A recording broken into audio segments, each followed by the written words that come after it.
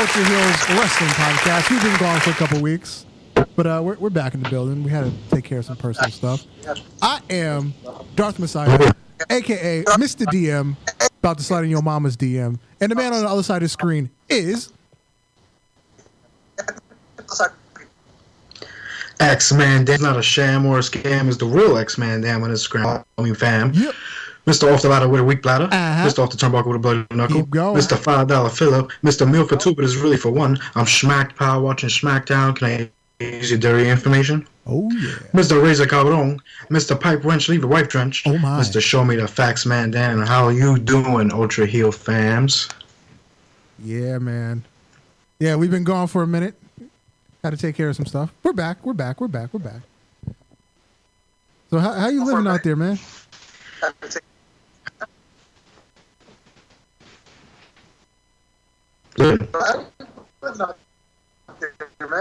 My grown man been feet on, doing what I gotta do in the world, but we got it like we never left. I hear that. All right, so since we've been gone, we're gonna pick up with last week's SmackDown. Okay. The show kicked off with a little bit of Miz TV. Basically, it was just Hogan and Flair setting up the 5-on-5 match for Crown Hogan Jewel. and the 5-on-5 match for And yeah, it was just them getting in all their catchphrases and banter back and forth. Nothing big there. Their catchphrases back and forth. And Nothing big. Then we had Bray Wyatt. He brought Ramblin' Rabbit back to life. Ramblin' Rabbit died on Raw thanks to the one Seth Rollins. He burned it down. Died on Raw thanks to one Seth So basically, Ramblin' Rabbit is the Kenny of South Park. Rabbit is the Kenny of South Park. Oh yeah. Yeah, he just dies and comes back spontaneously. He's a rambling rabbit, man. You know what happens when people ramble too much. Yeah. I think this was my favorite segment of SmackDown last week. We had Lacey Evans versus a local talent named Cameron, but she was dressed like Naomi. WWE was definitely trolling Naomi, who hasn't been on TV in a couple months. She's in the dog pen. She's in the Uso Penitentiary. Because they're on their unofficial suspension for all their DUIs and whatnot. Yeah. Then we had Kalisto versus Drew Gulak. It just got interrupted by Braun. He just wrecked house. Nothing big there. But then he cut a promo on Tyson Fury. Daniel Bryan talked to Shinsuke and Sami Zayn. That was a good little promo there, back and forth. They were Sami was talking to Daniel Bryan about is the Yes movement back because Daniel Bryan's a babyface again. So to Daniel Bryan, Daniel Bryan's a babyface again. Okay. X-Man, you got headphones? I don't. Okay, we can hear a little bit of feedback on our side. yeah. Then we had Nikki Cross versus Mandy Rose. That was solid. I haven't seen Mandy wrestle in a while. She's getting better. And Mandy wrestled in a while. She's getting better. then we had Roman Reigns and Ali and Shorty G. Rest in peace to Chad Gable, man. They totally destroyed this man. They took on Nakamura, King Corbin, and Cesaro. Yeah, we hear you. All right. There you go. Sounded much better. There we go. And that was the show. It was basically a go home episode. Nothing important happened. Absolutely nothing. Seems legit. And also, I believe they were up against the World Series that night. It was the lowest rated episode of SmackDown ever. Oh my God. I think the total viewership was like 715,000. That's it. It was a lower viewership than Dynamite last week. Damn. Dynamite last week, I believe, was like 820,000, and NXT was about 650. So SmackDown fell right in between the two of those last week, all because of the World Series. Well, I think they did fine if they're going against the World Series. But still, that's a low number, man. That's, like I said, that's the lowest. That's the first time they've ever been under 1 million, including the pilot, including, you know, the dark years where SmackDown was just a repeat of Raw, you know, from like 2012 to like 2015, when, you know, literally nothing was happening on SmackDown. So we jump over to Raw. We kicked off with the women's tag team champions, the Kabuki Warriors. They took on, who was it, Natalya and Lacey Evans, I believe, which doesn't make sense why they had a match at Crown Jewel. But anyway, they turned on Paige. Paige made her come back to TV, and Asuka hit Paige with the green mist, and Paige is no longer their manager. Wow. Yeah. Yeah, that's the best way to do it, you know, like make sure that they're full heel and all that, because Paige is over as hell. Yeah. You know, with her going out the way she did when she retired. But yeah, I actually seen a little bit of that. That was pretty good, the way they did that. They're like, they don't give a fuck. Well, because the thing is, I was here and they were getting cheered like crazy on house shows, and they're supposed to be heels now, so they got to do something to try to generate some sort of booze. Yeah, maybe they should put Ric Flair through a table. The next segment was, well, that segment brought out the next segment. It was Becky Lynch versus Kairi Sane. I believe Kairi Sane won. Did she? It says Lynch won. No, yeah, with right. a competitive match by a submission with the disarm her. Yeah, there you go. Yeah. Then we had some 24/7 championship, shenanigans. Buddy Murphy and R-Truth. When did Truth lose the championship? Was that last week? 2 weeks ago? I don't even remember. Who did he lose it to? Oh, he lost it to Samir Singh. He lost it backstage. Oh, right. Yeah, and then he got it back. No, he didn't get it back yet. He tried a couple times to get it back. But but he had a straight up singles match against Buddy Murphy. That was a really good match. Yeah, it says the 24/7 division jogged around the ring during the match, distracting Truth. Truth went out to jog around the ring with them. Yeah. And when he got back in the ring, to beat the count, Murphy hit him with a. I'm kind of tired of the running around the ring thing, but the fact that Truth jumped into like the circle while they were running, while he had a match, was, just added to it. And then probably the best thing from the past Raw and SmackDown, Ricochet and Drew McIntyre. Oh, really? Yeah, that was a really good match, because it was Drew McIntyre's return to TV, because they're on opposite teams. He's McIntyre's on Team Flair, Ricochet's on Team Hogan, so it was basically representation of Crown Jewel, and they put on a good show. And then there was an RKO out of nowhere. An RKO. Yeah, so who got hit with the RKO? Ricochet? Of course. Then there was the... So you trying to do the 6:30 senton. Yeah. I mean... And then we had the Raw Tag Team Champions, the Viking Raiders, take on some jobbers, and they beat them, obviously. And now Sin Cara's returning to TV. So and Brian. Yeah, he lost to Andrade thanks to Zelina Vega. I'm not really excited for Sin Cara coming back unless they bring back the real Sin Cara.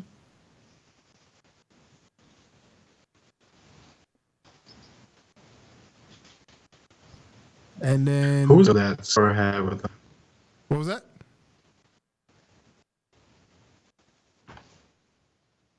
Who was that chick Sarah had with? Oh, her name. What was her name? Yeah, I tried to Google who she was, because she was thick. She had the thickums. I think she's from Lucha Underground. Yeah, she? That much I do remember. Yeah, she was definitely. Hold on, let me expand the story. Yeah, Carolina was her name. Yeah, I couldn't find anything on her, but I do believe she was with Lucha Underground. Moving on, we had Charlotte and Natalya take on the Iconic. They're back on TV now too. Iconic.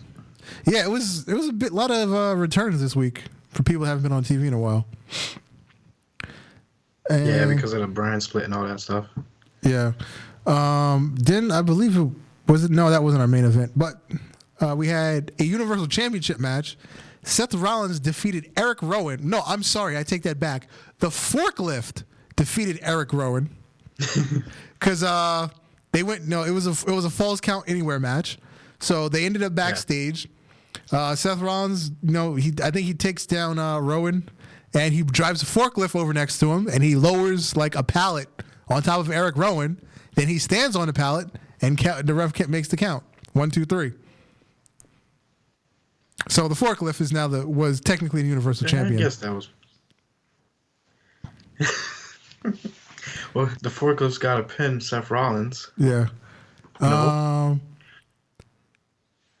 Then our main event.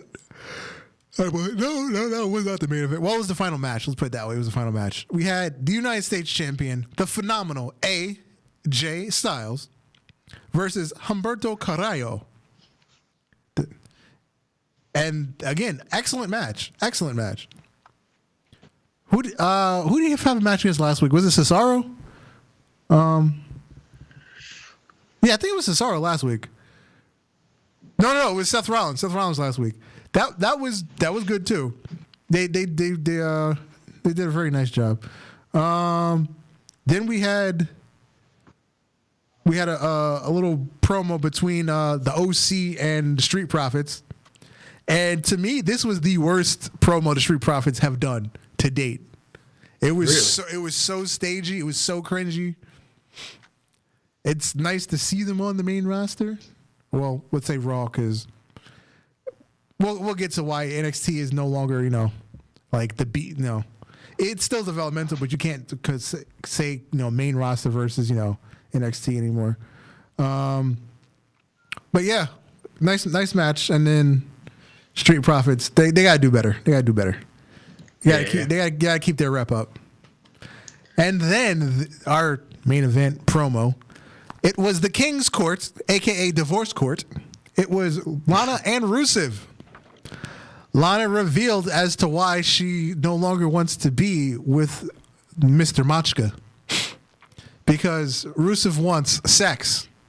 He wants it in the morning. Rusev wants sex in the afternoon. He wants sex in the evening. Rusev wants sex at the doctor's office. Yeah. Rusev wants sex in the locker room. Yeah. Rusev wants sex at WrestleMania. He's a sex addict, according to Lana. According to George F., you guys look like Devon and Bubba Ray Dudley in the chat. Oh, awesome. Come on, how could you blame Rusev, man? He's just, look at the wife he has. Come on, man. He's a sex addict. Come on, do what it will do. So, Yo, I didn't realize we have the chat on the side here. oh, yes. That's Yes, awesome. sir. That's nice. Shout out to all the Ultra Heels in the chat. Shout out to Marvin McQueen, the Marvelous Man, for setting up this visual. Hurrah.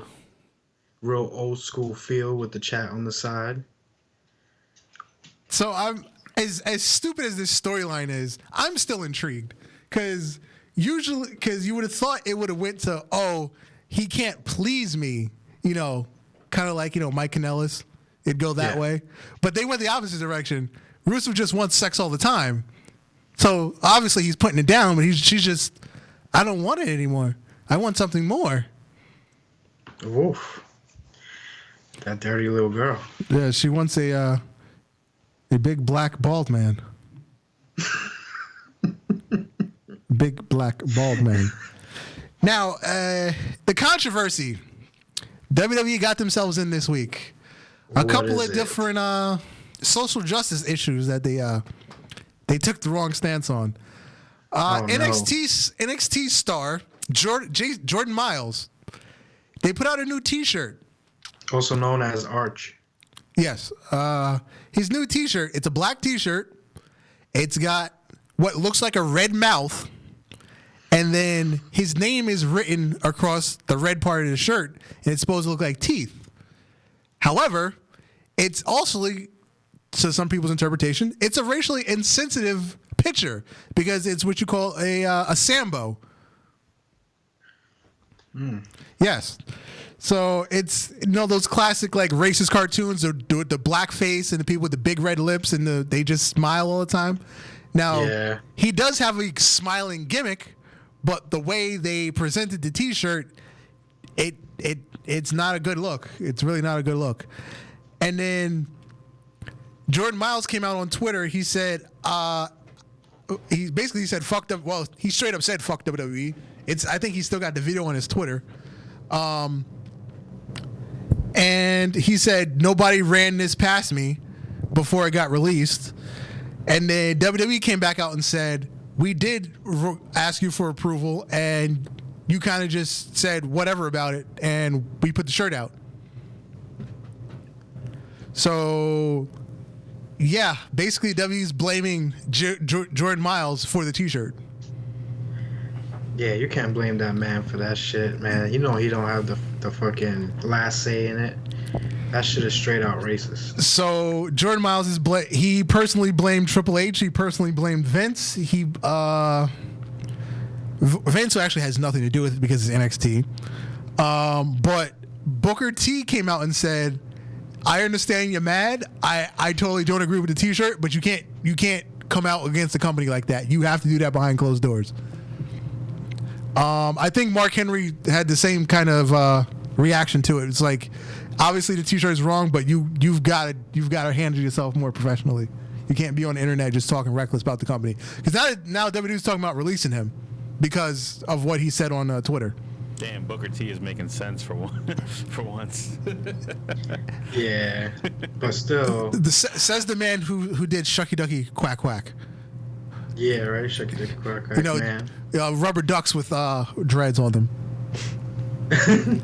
And then also this past week, WWE released a press release that NXT stars will not be making more money, even though they're on TV now.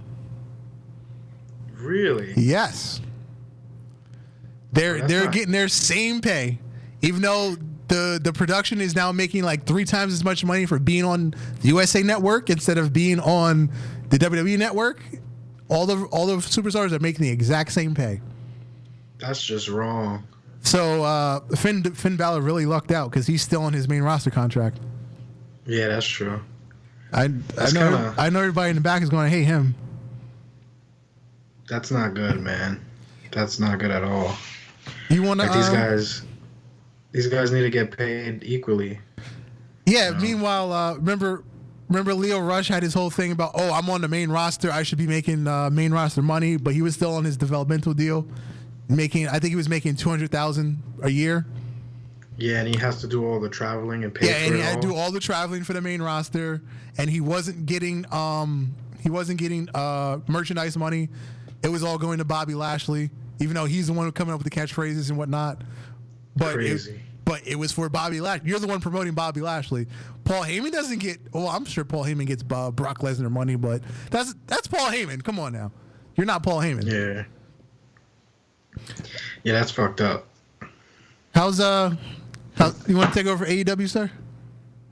Sure, we could get into that. All right. I started pulling up stuff on my phone because the computer's too slow. All right, so first of all, we started off with AEW with a visual. Kind of felt like something from the 90s. Cody Rhodes and Dustin Rhodes come out of a plane and enter a limo. Well, actually, Dusty Rhodes enters his own car. They hugged it out and said, we'll see you at the arena. which is kind of weird because like they're both going to the same place. Yeah, So why Cody you Rhodes, not getting in the same car? yeah, Cody Rhodes entered the vehicle, the limo with Tony Schiavone, and they started their little conversation. So it's kind of weird. Later on, they come out in the show, but it's let's see what we got here. Hangman Page defeats Sammy Guevara with the buckshot lariat. Amazing match, great match to put Adam Page up as a babyface and finally get a win in the singles.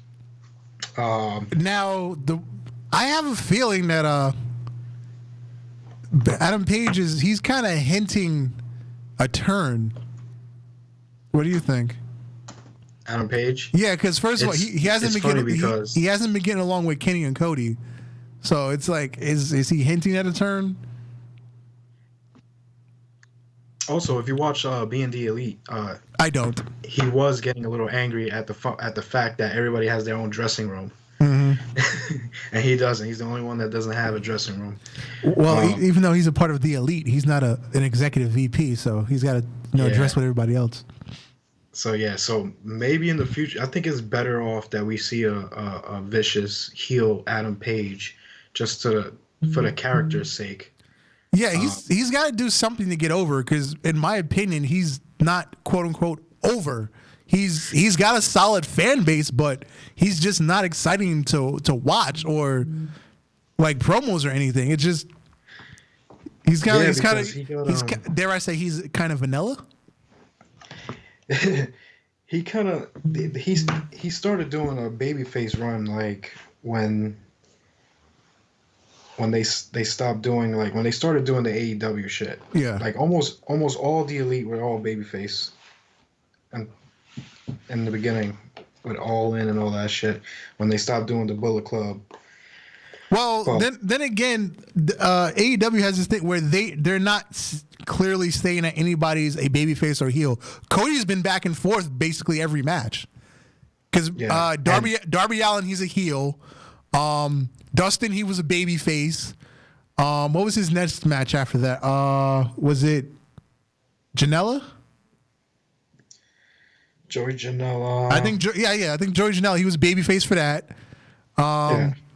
It was him and the Bucks against was it Jericho and the Lucha Brothers? They were babyface for that. So Cody's been back and forth a couple of times already. And the Young Bucks just did they were going all heel when they had that match last week against the Private Party. Yeah. But then every time they've faced the Lucha Brothers, they've been babyface. So right. So nobody has a defined role basically, except people like Pac. Pac's obviously going to be a heel. Jericho's obviously the heel. Yeah.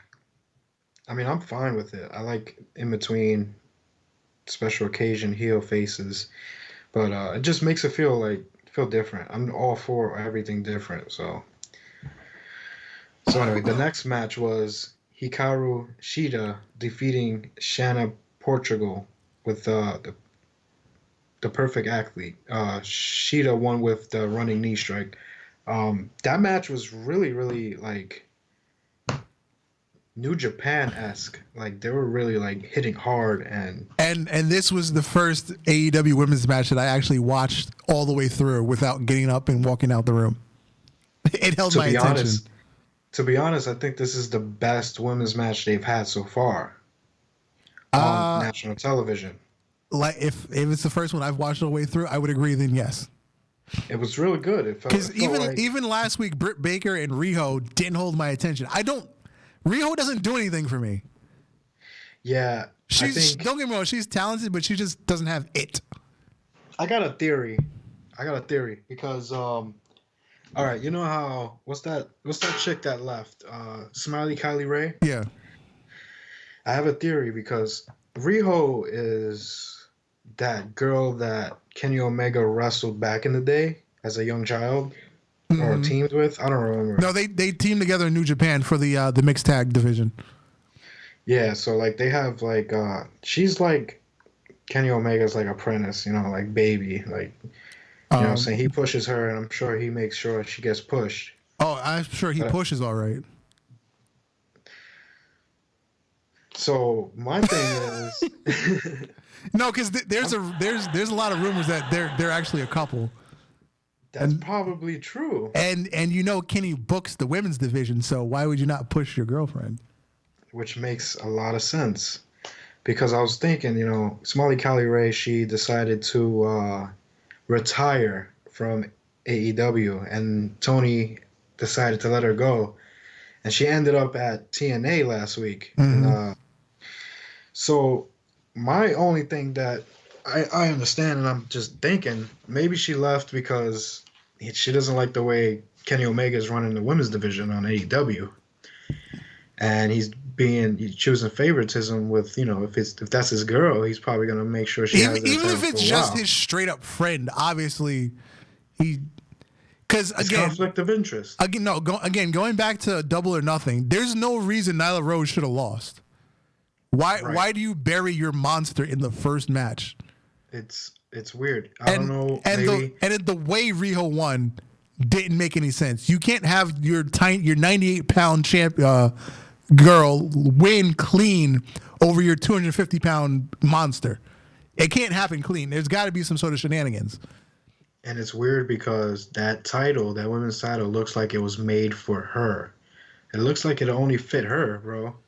Like, that title is so small, it just doesn't look right on anybody else. Now, when I first saw the pictures of the title, I was like, oh yeah, it's cool. It's supposed, it's made different. It's supposed to look feminine, but yeah, it's really small. It looks so small, man. I don't know what is going on, but it just looks real. Like, first of all, you put that title on the Beast, Nyla Rose, mm-hmm. and it's just gonna look like a weird title. It just doesn't look right. You can't even put that around her waist. No offense. You don't have to, because think about Big Show. Did Big Show ever wear a title around his waist? Did Mark Henry ever wear a title around his waist? The WCW title, maybe. Well, he was also way skinnier back then. Because he was like 350 pounds of muscle when he was in WCW. But yeah, like I said, that was a great match. Hikaru Shida and Shanna Portugal, yeah, that's her name. Also after that, the Rock and Roll Express arrived with the new AEW Tag Team Championship title belts, which I was disappointed in. Yeah, they look like the NXT belts, the original NXT belts. They look alright. I'm just glad that they don't look ugly. Like, they look good. So apparently, Santana and Ortiz jumped the Rock and Roll Express. Yep.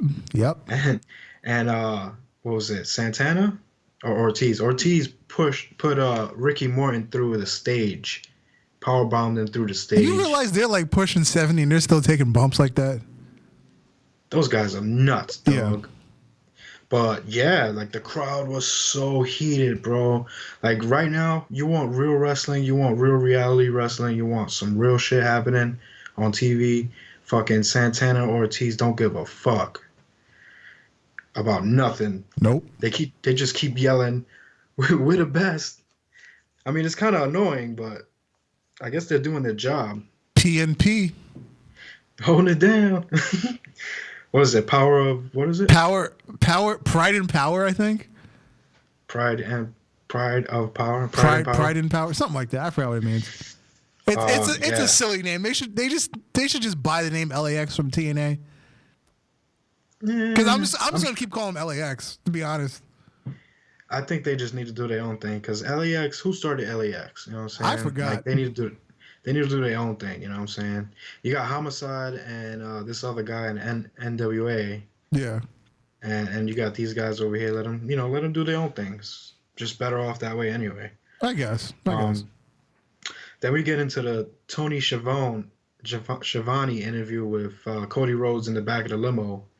That was a mob meeting. That's what that was. First of all, I feel like that went on too long. Nah, I'm good with it. It was good. I mean, I felt like that whole interview in the back of the limo was just something you could put in like BTE or something. But it makes sense. They got in the limo in the beginning of the show, so they just showed a little glimpse of what they were talking about before they hit the arena. Mm-hmm. But yeah, Shivani was talking to Cody Rhodes about his family and the new stipulations for the AEW World Championship match against Chris Jericho at Full Gear, and if the match reaches a 16-minute time limit, a group of judges will determine the winner. So, Oh, I missed that. I wasn't paying attention to that part. so I really like the time limit gimmick and everything that's going on. It feels real sports entertainment esque. No, So sports, not entertainment. Take the entertainment out of it. just straight just straight sports. It's got a great feel to it. So I'm happy that they're actually sticking to what they said, and the time limit is really interrupting people. The Pac and Moxley time limit draw was a bad idea. It was a bad idea, first of all, because they not a started bad idea. really The way they late. booked it was a bad idea. It should have just been like a double knockout into the time limit draw. Not Moxley trying to going for like 4 pins in the last 10 seconds. Yeah, that's right. But the fucking match started like 9 minutes left into the show. Yeah. So it's like, it's not really a draw. They should have just ended it. I don't know. They should have just like have somebody win or something. Yeah. And then well, when we get to the tag title match, we'll talk about the time ruling there. All right, so, and then after that we get which is actually one of my favorite tag teams now, the Best Friends and Orange Cassidy defeating John Silver, Alex Reynolds, and QT Marshall. Miss me with that one. Well, have you heard the Best Friends song, the entrance? Yes. It's catching, man. It's so catchy, man. I've been listening. It's been done. It was called Billy and Chuck. Billy and Chuck. Yes. Listen, go back and listen to Billy and Chuck. It's almost the same song. Is that what they used in the Indies? I don't know what they use in the Indies, but the song sounds very similar to Billy and Chuck. You gotta send me that. I want to hear that. I'm sure it's on YouTube somewhere. So the Best Friends and Cassidy came out to the ring dressed as Rick and Morty, and I guess Cool Rick. So it was two Ricks. Yeah. Cassidy eventually shed his costume, and with the Best Friends won with the Strong Zero. How are you feeling about the Best Friends, my friend? They're all right. They're not. I don't have anything negative to really say about them. They just don't do anything for me. Yeah, I mean, I would never put the tag belts on them, but they're a solid. They work a solid match. Not yet. I mean, first of all, they pulled the WWE and dropped Trent Beretta's last name, Beretta. Mm-hmm.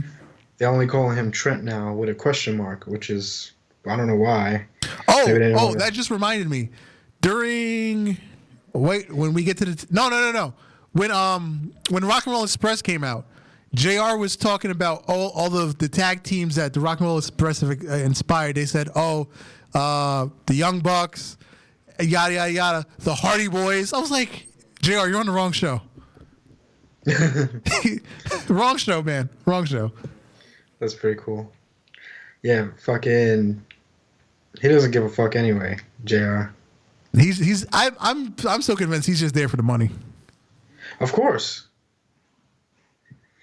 He's there for the revolution. Come on, man. So Chris Jericho and Cody had a contract signing for their championship match. Chris Jericho was dressed in a David-esque Pumpkins jacket and made a big deal about keeping things non-violent and professional.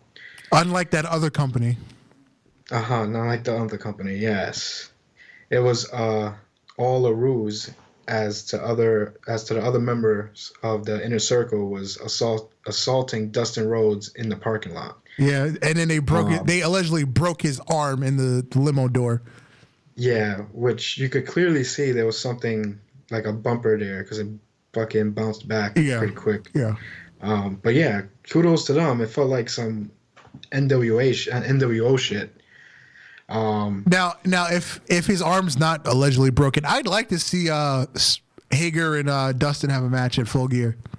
Yeah, I mean, eventually, I think that's pretty much what they were trying to push. But hey, Jake Hager's got to have a feud with somebody, so that's fine with me. So they smashed Dustin Rhodes' head into the limo and then slammed his arm in the car door before driving off. Yeah, I mean, good segment right there with the contract signing, especially when Jericho was acting like he was going to flip the table over. That was pretty good. It was pretty funny. I like that. What kind of idiot wears a scarf? Yeah, what kind of idiot wears a scarf? MJF. Oh, he pulled his hand up in the air with the pen, just like he was going to put him on the list. He was going to do it. He was going to do it. Put you on the list. It. He's going to get that pen over. Jericho gets everything over. He's got the whole fucking brand over.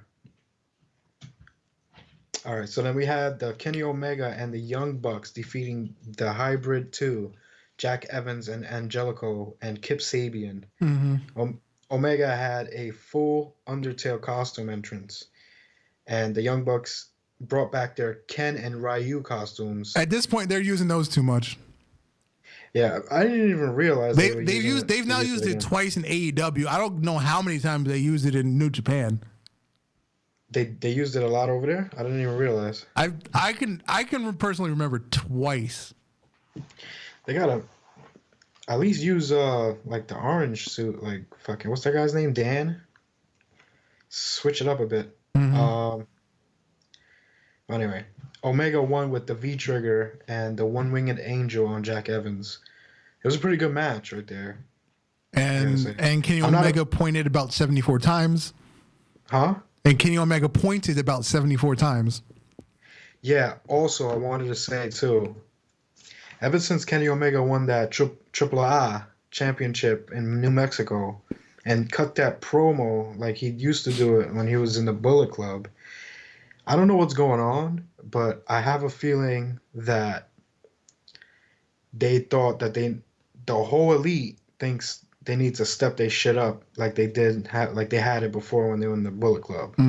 Because a lot of things feel different. Like they feel more like they don't give a fuck. Like who's Adam Page was like, I'm about to do some cowboy shit. Yeah, that's what I was saying. I feel like Page is going to be the one that turns. Imagine if they all turn, just straight up tired of losing and shit. Just be on some Bullet Club shit. Like, all right, we're gonna take over this shit now. But my thing is, at least the Cody and the Bucks, they're not forcing themselves to win, even though they're the ones booking. Right. Whereas, again, back to Kenny, he's booking Riho to win every match. I think she's only lost one match, and it was a tag match. I think she's undefeated in singles. Yeah, like Riho winning is not believable, especially if it's against. It doesn't look like she struggles enough to win because somebody that small has to show some sort of struggle. Right. Even that match with What, Britt Baker? Britt Baker, yeah. Britt Baker, for some reason, I feel like Britt Baker was like, damn, like, I really have to lose to this bitch? Yeah, like, exactly. Exactly. Like, she really had to take a lot of bumps. Like, she was giving it to Riho. Like, I couldn't believe Riho was, like, lasting. Like, they went, I don't know if it was this match or the match I seen this week. Oh, no, it was the match I seen this week when the two girls were going at it. That they wrestled pretty good. Yeah. Hikaru Shida and Shanna. When they had that match, like before they went to break, I don't really know who's who, but one of them did like a Falcon Arrow or whatever the fuck splash that shit is. And it looked like they could have pinned the other chick during the commercial break. Cause they really went at it in the beginning of the match that I don't know. It was just it felt like they were gonna end that shit in the middle of the commercial. Mm-hmm. All right, let's go move on. We talked about the Kenny Omega match, right? Yeah. All right. I think the only thing left is the tag match now, right? Oh, also one thing. After that match with the Young Bucks and Kenny Omega, so like the Young Bucks were like celebrating, giving everybody high fives in the crowd, and Santana and OT's like caught their arms and shit because they both gave him high fives, Mm-hmm. and pulled a Chris Jericho pulled out a mask, and it was Ortiz and Santana. Yeah, yeah, So I yeah, thought that yeah. was pretty good too. Even though they ran away when Kenny Omega came out to help him. But yeah, like they're pushing the inner circle really well, I think. Um, so I'm glad for them. The Liberians, Peter Avalon and Leva Bates show up, and Avalon ran down Charleston.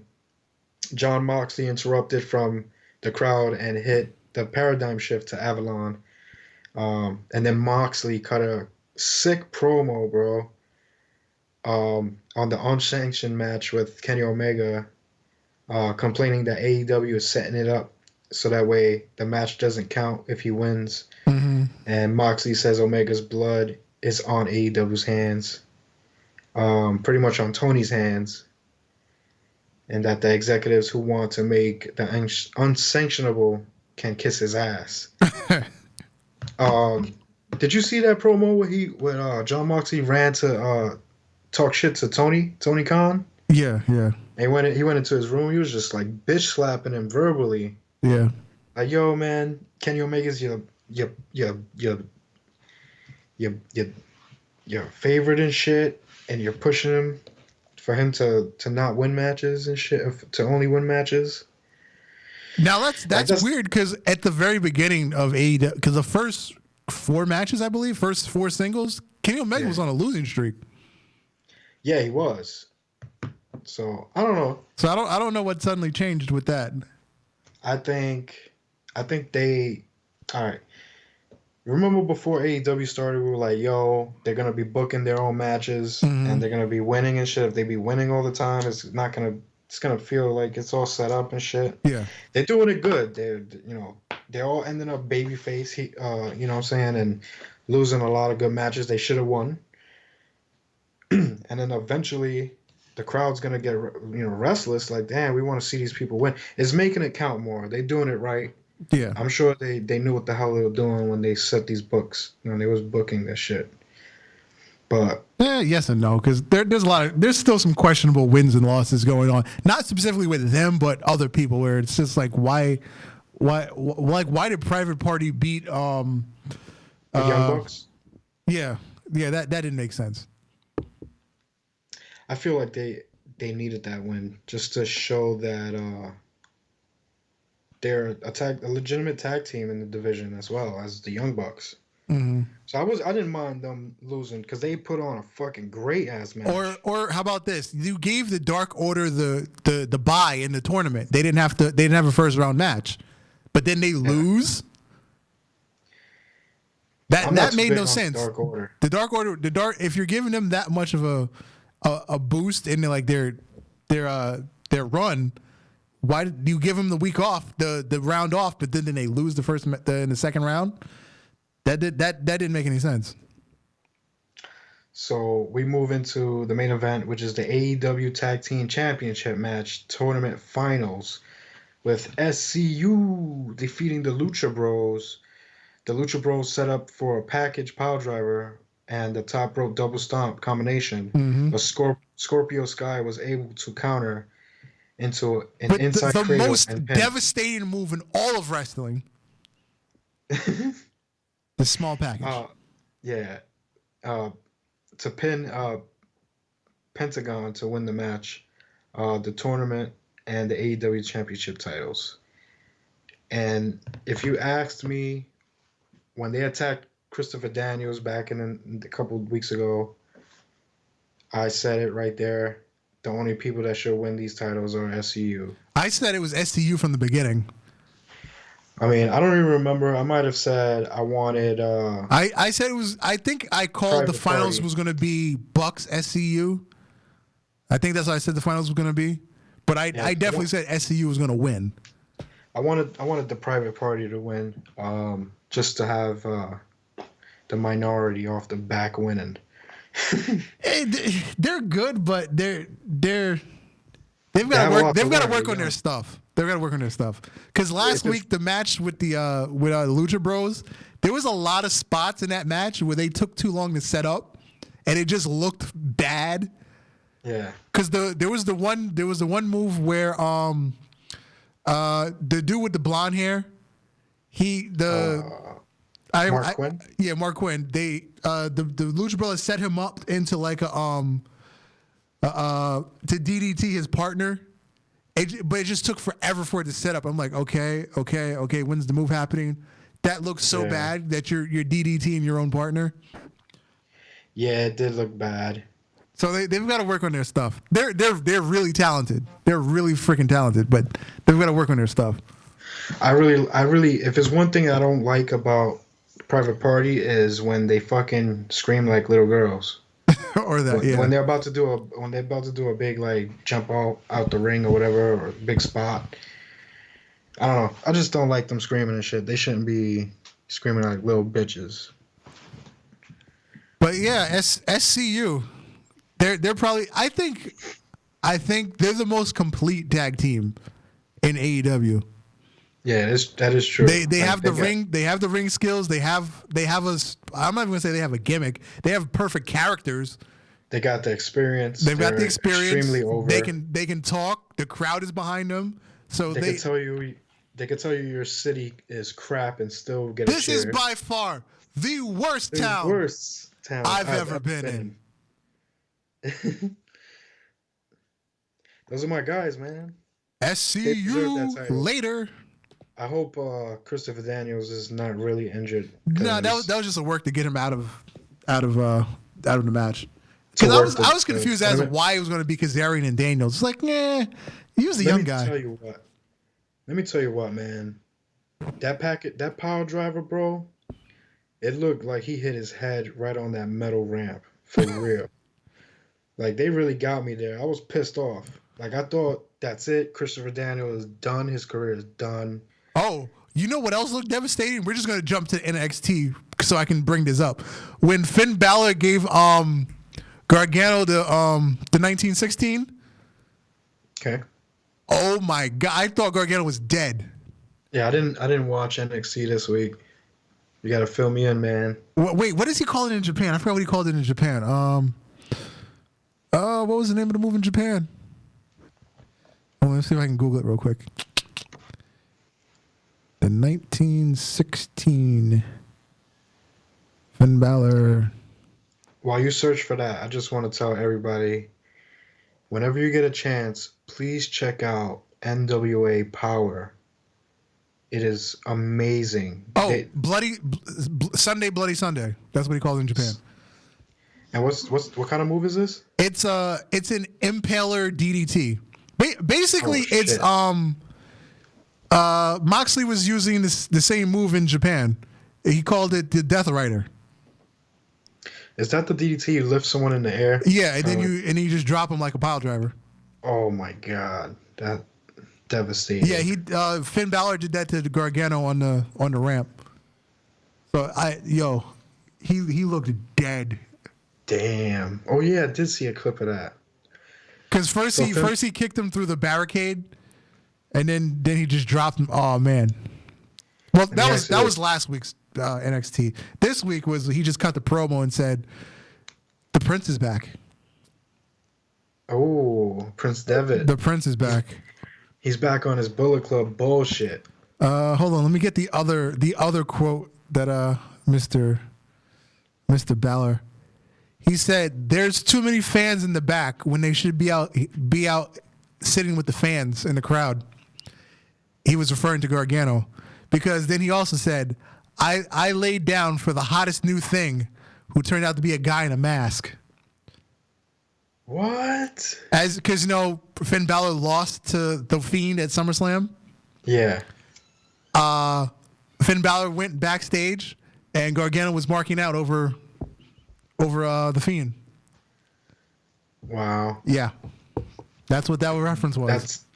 That's a big burn right there, man. Yeah.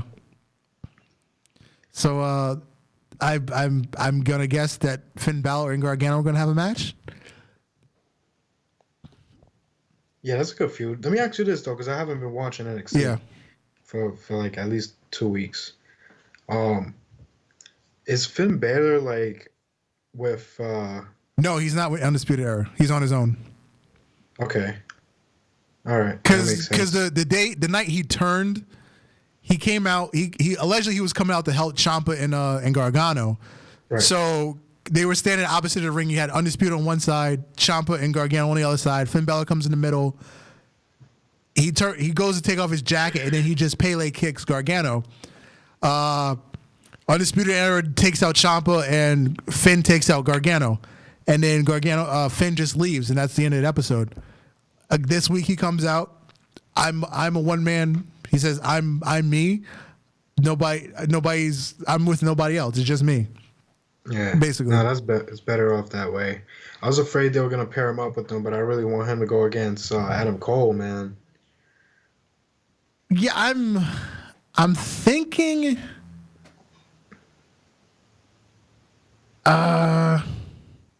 Originally I thought they were gonna do a what do you call it? What's the pay-per-view? I'm blanking. War Games. I thought it was gonna be Undisputed Era against a bunch of baby faces, but I guess that's going by the wayside because I think they're setting up a title match with Cole, so I don't think Undisputed Era is going to be in it. Yeah. So pretty much Finn Balor's a heel, huh? No. Oh, you didn't see the Fox interview either. He did an interview on Fox. He basically did the Roman Reigns thing. I'm not a good guy. I'm not a bad guy. I'm just a guy. Yeah, I did. I see a little clip of that. It was with Booker T and Renee Young. Yeah, that was WWE backstage on Fox. Well, Fox Sports. When do they air that? I believe it's Tuesday nights. Tuesday nights. Tuesday is nights. it like an hour? What is it like? Yeah, it's an minutes, hour. Half hour. It's an hour. So they do interviews like anybody like. Well, SmackDown, actually, I don't Raw? even think it's live. I think they film earlier in the day and then it comes on Tuesday night. Because there was a segment with Finn Balor on TMZ where he was walking to the studio and it was daytime. So I'm thinking they film earlier in the day and then it just comes on. So I'll say my question is, this is not favoriting like SmackDown only. It's just like throughout the whole WWE. Mm-hmm. So that makes sense. I like that because I was afraid they were just gonna cater to like SmackDown because they're on Fox. Right. Well, all right. We'll get to that when we get to Crown Jewel. Let me just run through NXT real quick because it wasn't that big of a deal. We had Io Shirai defeat Candice LeRae. We had Bronson Reed defeat Shane Thorne. We had the Kabuki Warriors take on Dakota Kai and Tegan Nox. That was actually a really good match. I didn't expect much, but it turned out pretty good. We had William Regal promo. He announced what did he announce? I forgot what it was. I think he announced a female war game match. I think that's what it was. Oh, I heard about that. Yeah, he's gonna. I believe that was the announcement. So I think that's why they're not going to have Undisputed Era in the War Game match. They're going to do women this year. You had Cameron Grimes defeat Tyler Bate, and then the main event, which was Matt Riddle and Keith Lee versus Bobby Fish and Kyle O'Reilly. That was awesome. Yeah. The pairing of Riddle and Keith Lee, it's something you never would have thought of, but it just clicked from the moment the bell rang. I gotta check that out. Yeah. But New Era, Undisputed Era pulled out the win because that's what they do. They were dirty about it because again that's what they do. And now I didn't see Crown Jewel, but I've been on social media enough. Oh my God, Crown Jewel. For the pre-show, it was the 20-man battle royal. The winner gets a title match against AJ Styles for the United States Championship, and the person he faced on Raw this week, Humberto Carrillo, won And then the opening match was the Beast, Brock Lesnar versus Cain Velasquez, because Brock was not going to go anywhere else on the card if he's not the main event. So he has to open the show. And I believe the official time was 2 minutes and 10 seconds. It was a win by Brock via submission. Really? Yes. I heard there was no like wrestling moves. It was just like punches and then submission. Basically it was a shoot fight for like the first minute, and then they kind of grappled a little bit, and Brock just locked on the Kimura lock, and that was it. 2 minutes and 10 seconds. What a waste of a build up. Yeah. They could have did something better than that. Oh, and if it's true, I saw about an hour ago, Cain Velasquez broke his knee. He broke his knee? His kneecap or something about his knee. So he's not even going to have another match right away if they wanted to use him. He's going to be out for a couple months. Unless they lied and then they're going to have him train because they know he's not ready at all. That I'm fine with that, because allegedly he was winning the Royal Rumble. That was a rumor that was flying around. No. That rumor was flying around this week. Then we had the largest tag team turmoil ever to determine the best tag team in the world. And the OC defeated the Viking Raiders as the final two teams. And they got the same kind of trophy that Shane got last year. And here's the thing that really annoys me. The OC won clean against the Viking Raiders, Warriors, Raiders Experience, whatever the hell they're called. It's the 50-50 booking. But yeah, because they kept losing. They lost, like 4 or 5 matches on Raw, SmackDown. So now they've got their win back in the biggest match of their rivalry. They've been losing every match after they lost the titles, except for weird, random matches. Well, this is also the Viking Raiders' first loss on Raw or SmackDown. They had gone undefeated since being drafted. And then what everybody's telling me is the jewel of Crown Jewel, Mansoor versus Cesaro. Because Cesaro can work with anybody and make everybody look like $1 million. And apparently Mansoor came out looking like $1 million. Of course. Because he's in his hometown. Did he win? Yeah, he won. Of course. Because he's in his hometown. And then, and now the other, multi-sport match, you had Tyson Fury and Braun Strowman. Now, apparently, Tyson Fury's entrance has put everyone to shame ever. Triple H, Undertaker, John Cena, anybody that's had, those, $500,000 entrances for WrestleMania. Yeah. The pyro went on for approximately 2 minutes. Just pyro. What? Just pyro for about 2 minutes. What they call this guy again? Tyson Fury, the boxer, the world heavyweight champion. You called him something God. What was that shit? I forgot. But the pyro just went on and on and on, and then he finally came out. Think about any type of pyro WWE has ever had. The sparklers, the rockets, explosions, the rainfall thing that Christian had, and Del Rio had it too. The around the top of the stadium.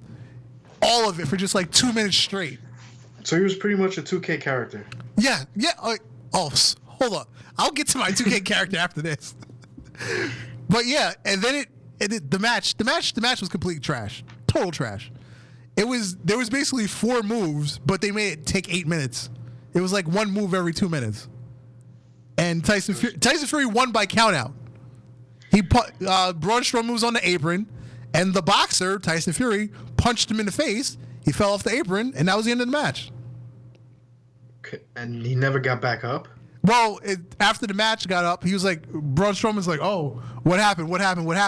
He jumps in the ring and power slams Tyson Fury, who no-sells it, because he jumped right up too. Oh, my God. Yeah, so it was a total sham. What a scam! What a sham! It's Yeah. the real X-Man. Damn. AJ Styles defeated Humberto Carrillo again. Apparently, it was a really good match. I don't know. Like I said, I haven't watched it yet, but people said it was a good match.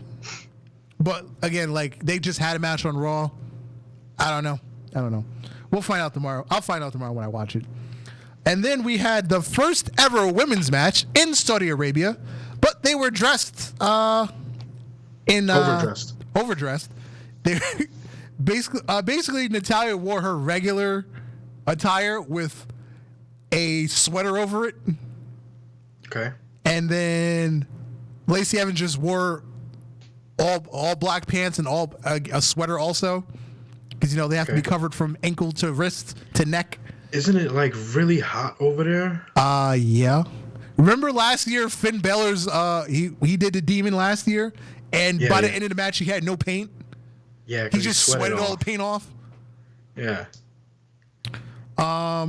Apparently Team Hogan and Team Flair was really lit too.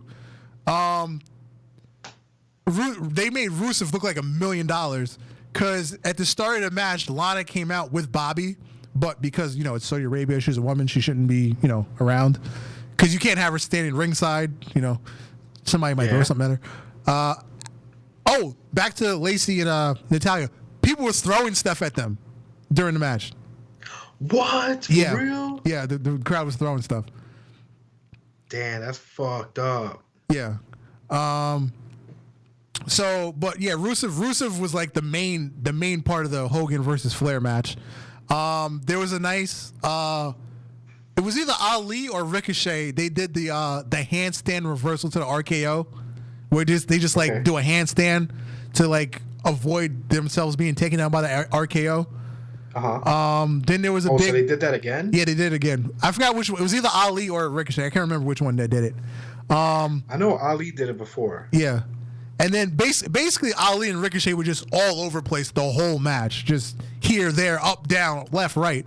Damn. Gotta check that shit out. Yeah. Man. I like shit like that. And then obviously Roman Reigns got the win via Superman punch and spear. Obviously. Who did he hit? I don't even know who took the pin. That part I did not see. Does it say? I think Randy took it. Okay. I thought so. Yeah. And then our main event, The Fiend, Bray Wyatt versus Mr. Burn It Down, Seth Rollins, in a Falls Count Anywhere match. And they finally did it. They did the right thing. Now, how is this going to work, first of all? Well, I'm glad you asked. What do you think is going to happen? In a perfect world. I don't have an answer. I just want to know what you think. Because I haven't heard any rumors yet. Because he got drafted to SmackDown. Now he has the championship title of Raw. Correct. Brock Lesnar's a champion. He's also on SmackDown. Are they going to unify the titles? No, right? That's what I'm thinking. Because you have Survivor Series coming up. Please don't unify the titles, man. That's hard, man. That's hard to do with a split roster. But let's go back 3 years when they did the brand split. What did me and Alex the Heel keep saying? There should be one champion. One champion. You travel to go to both shows. You go to both shows. You're the champion. You're the world champion. There can't be two world champions. Right. If you're the world champion, you go everywhere. You defend it everywhere. Like they're finally doing with the women's tag team champions, defending on every brand. Which makes sense. They should have bended that. Well, they were doing Raw and SmackDown, but at the time they had the wild card rule, so it didn't even matter that they were going to Raw and SmackDown. But that's another story. But they finally went to NXT. So, but first off, I thought they were maybe they'll just put like Bray Wyatt without the face mask character on SmackDown. That's what I thought too, but apparently then have the Fiend on Raw. So but apparently the Fiend and Bray Wyatt are a SmackDown superstar. So we got two world championship title holders on one SmackDown, brand, yes. And it's not even the main brand. No. So SmackDown is now the A show. That's where all the money is. SmackDown's the A show. It's now the A show. SmackDown's the A show. Raw is the C show. NXT is the B show. Right, NXT is the B show. I mean, yeah, but I don't know. If they unify the titles, they have to redo a title. They have to make a new title. Like, we can't just like. I don't see how they write themselves out of this situation other than breaking the brand split rules, which you just reestablished. Yeah, it's not happening. There's no especially other with way the out new of this deal with other than Fox. to unify the titles. Nothing else makes sense. Yeah, yeah. I like the fact that I like the idea of a new title. Only if they fucking make a good looking title instead of some bullshit. Here's the thing. They can keep the existing look. Just make it all gold. Gold belt, gold faceplate. The new and improved big gold belt. I'm fine if they like did the Stone Cold Rock era belt and they did it a little different. As much as I like that, I'm gonna pass. What they can't do another WWE fucking logo belt. No, that's Unless it's what all I'm saying. gold. They can keep the WWE logo belt, just make it look like something. Like I said, all gold, gold strap, gold faceplate. Yeah. You remember when I think it was Triple H? He gave that all gold belt to like a team. I don't know who it was, or maybe it was like the breast cancer awareness something. Yeah, I think it was one of those. Yeah. That he presented to them. I remember taking a snapshot picture of it because we posted it on the Instagram back in the day. Yeah. But that belt looked so sick. Like, it looked like a real world heavyweight title. Yep. Not like this colored fucking crayon bullshit that they got going on right now.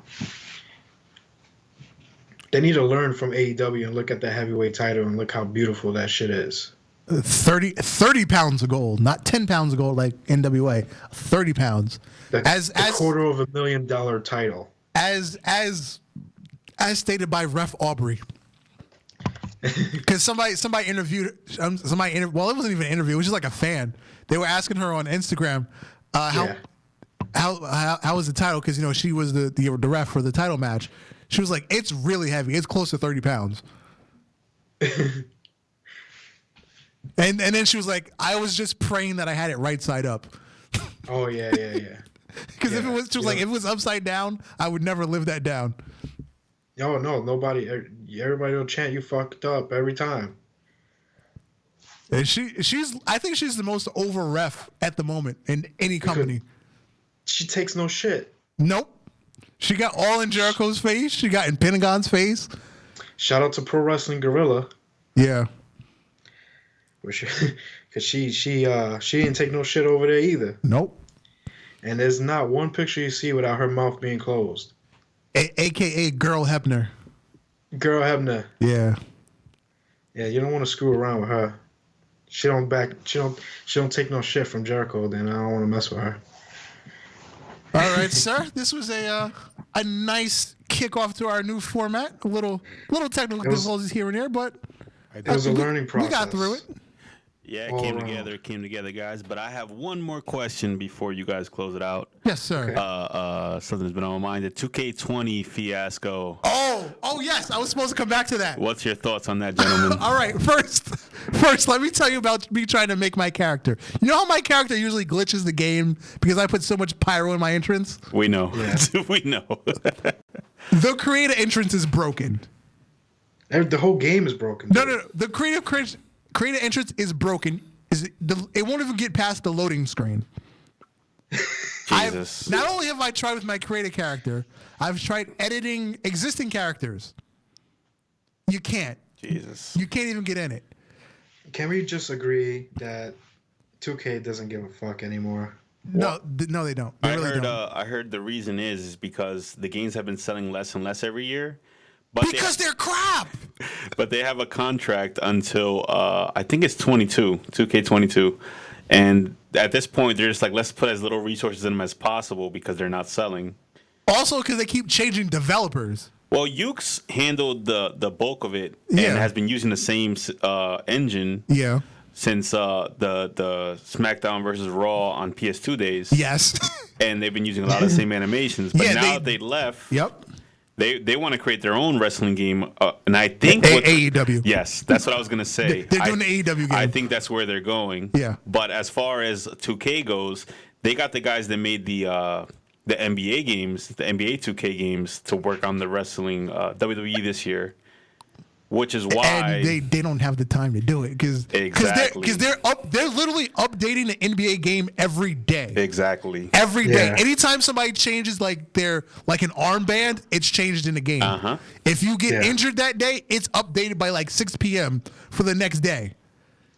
Even I feel the 2K20 NBA game it's like a carbon copy of last year's. But to people that I know that play 2K, the online is what changed. And they love Yeah, it. that's The the only fans of thing. the basketball of the live. All right, my bad. The NBA 2K. They love the game. Yeah. And that's what these guys, Visual Concepts, which is the guys that took over from Ukes. Yeah. Because 2K Yeah. is just the producer. They make the disc. They market it. They're like a record label in terms of music. Yeah. But for video games. But Visual Concepts actually builds the game. You know, all the code and all that other stuff. Which they didn't put as much effort into. They weren't paid as much, and they split people from the basketball side to the wrestling side, which people weren't happy with. And it was kind of the same thing with when 2K took over from THQ. It happened in the middle of a development process, so they got some information from the other company, and the rest of it they just had to make up on their own as they went. Yeah, so that's facts. kind of what Visual Concepts got stuck with, taking over for Ukes. Yep. They got some information from them, so because that's why the game kind of looks the same, but everything's broken because they were trying to develop their stuff on top of the existing engine. Facts. And they get very little time to make the game because these games have to come out yearly. Yeah. So doing like improvements that would make the game take longer to come out is not possible at all. It has to come out a If you- certain time of the year. If you ask me, I would be fine if they took a whole Took a year 2 off? years Yeah. off. Yeah. Yeah, took a year off and just fucking work on that game. Just give me DLC for 2 straight years and Yeah, develop look a game that works and is drastically different. I'm fine with that. Yeah, I'm not look at, sure. like, Grand Theft Auto. Grand Theft Auto's been out since like, 5, fucking 6 years PS3. now? Yeah, and they take long breaks in between. Yeah. Yeah, but still, so many people play that shit because they keep updating the online. Okay, I was playing the other day. Here's how broken 2K is. If you try to do like an 8-man match, the frames just drop. It looked like I was playing on PS2. Yeah, some people have been comparing the pictures of the game to SmackDown versus Raw. Actually, to Here Comes the Pain, which is earlier. I wouldn't go back that far. I would say like SmackDown versus Raw, like 2008 era. I'd go to that, because like basically just looking at like a straight line, like the ropes to the ring, they were just so fuzzy and jittery, even though Yeah. nothing was happening. Did you see the video of the guys flying across the ring, like hitting all the ropes? Oh, hold on. I have my own story. So I was Batista. Batista was setting up for a spear. So he's in the corner. He runs past the opponent. I was facing who was I facing? I think it was Cesaro. He runs past Cesaro and he glitched back in front of Cesaro and hit him. Jeez. Yeah. Yeah, I've seen some crazy stuff. It makes me want to buy the game now. Don't I'm do not it. even gonna lie. Don't waste your money. Don't waste your money on that shit. I mean, just for the lows, like I feel like getting it. I'm still But- pissed off I did the fucking season pass for last year's game. I didn't even use any of those characters. Now, no, the one thing I will say that everybody's like judging like the character models. To me, the character models are fine. Now, what they look like in the menu screen, it looks like total crap. But once you're actually playing the game, the way the bodies look and the faces, they're fine. What is messed up is facial expressions. like people that walk down the ramp and they talk as they walk, somebody like Stone Cold or Charlotte or The Rock, their mouths are just destroyed as they talk. But once they stop talking and the model comes back together, it's fine. Well, That game is broken, not Oh, woken. and hair has gone backwards like 3 generations because it's just all clumpy again. jeez. Because last year's hair was like, I'm like, okay, they've made a great improvement on the hair. It kind of flows, but oh my god, the hair is just gone completely backwards, like 3 generations. Yeah, and the idea of taking a break, it might not be possible because under the contract they actually have to put one out every year. They have to put one out every year. That's why 2K is like, all right, let's just spend as little money as possible making these games. And they gave a lot of people refunds this year for this game. Oh yeah, Actually, Sony on Sony's side, they were actually giving back refunds before 2K I think approved it or anything because they were like, nah. Yeah. I So- think Sony was only doing digitals at first. I don't Yeah. think they weren't doing physical copies. Yeah. So it's a bad year. It's a bad year for wrestling games. Yeah. Considering there's only one on the market, but maybe if it's really true that Ukes is teaming up with AEW, the competition should make the games better. Well, I heard Kenny Omega was stating that the best wrestling game was the No Mercy game, and that they kind of want to have that feel in the game that they have now. I believe it. And They're I'm gamers. I'm totally fine with that. If you have like the same kind of wrestling engine, the way that they had it on N64 with the beautiful graphics and designs that we can have now, it's gonna work regardless. It's a little more arcadey, so I don't know Yeah. if they'll stick to it exactly, but it would be nice. Well, wrestling games should be fun, and No Mercy was the most fun I've ever had playing a wrestling game. When it comes to the unlockables, when it comes to the story mode, and the way you could go a different route in your story mode, and when you finally get to Triple H and you can't beat him because China keeps fucking you up, Yeah. I remember that. it's just memories, man. The good I remember times. getting stuck right there and just like giving up. Now, one of the things 2K recently introduced, I think last year, was the towers. It's Oh, yeah. It's horrible. It's literally the same thing over and over and over and over until you get to the final boss. I think that shit is hard. I can't beat it. Like, first of all, I feel my character has no stamina at all. Well, the ones that I've tried so far, your actual character is not your created character.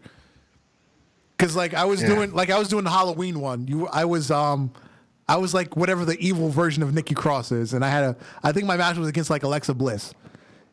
But Yeah. then there's certain stipulations, like you can't use the run, you can't use turbo run, you can't use like basic grapples, it can only be strong grapples. Like they put like little weird like things into each match Stipulations? to try to make them different.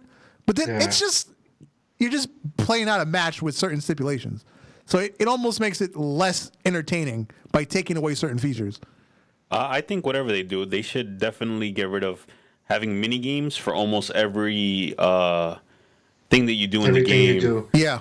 Yeah, because there's a mini game to pin, there's a mini game to submit, there's a mini game to grab the title on the ladder, Yeah. there's a mini game to get up when you're in a last man standings match. Yeah. Like, just what happened to like fucking button mashing to get up? Like, Yeah, or like the LNR button just for reversing a one button. like thing. literally, you could get pinned if you don't know how to hit kick out in the mini game. If you haven't even not even if you've gotten hit. Actually, I'm kind of on the favorite where button mashing also is actually Annoying. no, it's not annoying. It's when you're playing another person. Button mashing is Takes a who's little the better skill. button masher. Yeah. Pretty much, yeah. So the mini game does kind of involve some sort of skill. That's the only thing I will say. I really hate the analog stick when it comes to like fucking doing the submissions. That I always change it to the other one.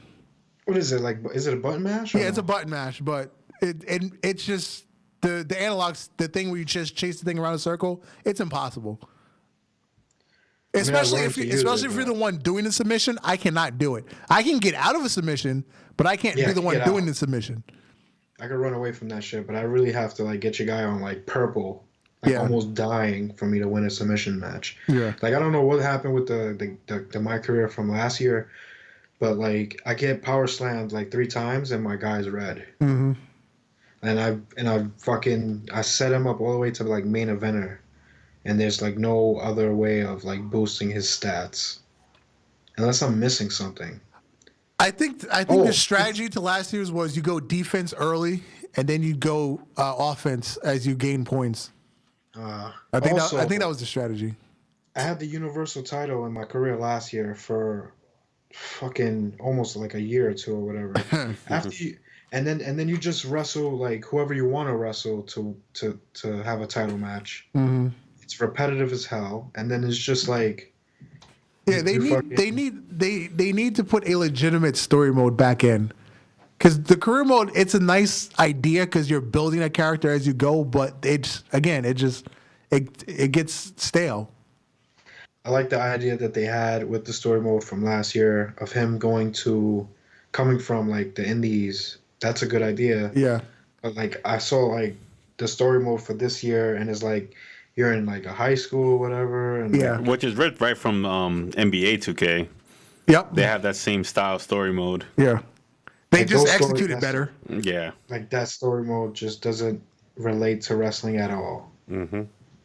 Like the Because indies. it's clear that Yeah. nobody that knows wrestling wrote the story. It's just, okay, here's like the wrestling people told the game developers, okay, do something like this. Mm-hmm.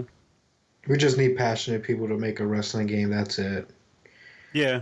And maybe a little more time. Give them more time to put it out. Because the No Mercies and the SmackDowns versus Raw weren't on such a tight schedule like these games are. These games are almost like Call of Duty-ish or like Madden-ish in the way they release. Yeah, because Madden is not bad. Madden just hasn't changed in like 4 years. Yeah. Very, very minor Well, if changes it's not between broke, games. don't fix it. And I don't think there's anything wrong with Madden games. No. But they need to scrap this whole fucking game, 2K, and just do something better. Like, do something different. First of all, you can't even... I don't even think you could call a wrestling game 2K whatever anymore. They just fucked with the whole I franchise. know what I forgot to bring the up. branding is dead, yeah. Yeah. I know what I forgot to bring up. They changed the controls. Recently, they updated it. Yeah. Well, this year, they changed the controls. You know how to drag your opponent, it was like both triggers? Yeah. It's like right trigger A, or for X. PlayStation X. That's how you stupid. drag somebody now. It's right trigger A. Like, the triggers were perfect because it's like you're grabbing them with both your arms. and your Exactly. body. Now it makes no sense. Finisher was triangle. Now it's square X. R1? You have to hold square X at the same time. That's your That's finisher. horrible. Yeah. Or whatever. What else has changed? So what happens when you have like a high spot move, like the special signatures? The same thing. Like the It's oh my it's gosh. square X. Yeah, the controls make no sense. X-Men Well, I'm anyway. so disappointed. Before we go, I just want to shout out. Download the demo. Just experience how bad it is. Before we get out of here, I just want to shout out. We're both wearing the Shield shirts. Yeah, forever the Shield. Not even planned. No, I didn't plan this at all. Great minds. Ladies and gentlemen, this has been a different setting for us. A wonderful setting. Thank you for joining us. Absolutely. I'm Darth Messiah, aka Mr. DM, all up in your mama's DM. I'm X-Man Damn. It's not a sham or a scam. It's the real X-Man Damn on Instagram. Follow me, fam. Yep. And we're out. Peace. Thank you, Marv. Anytime.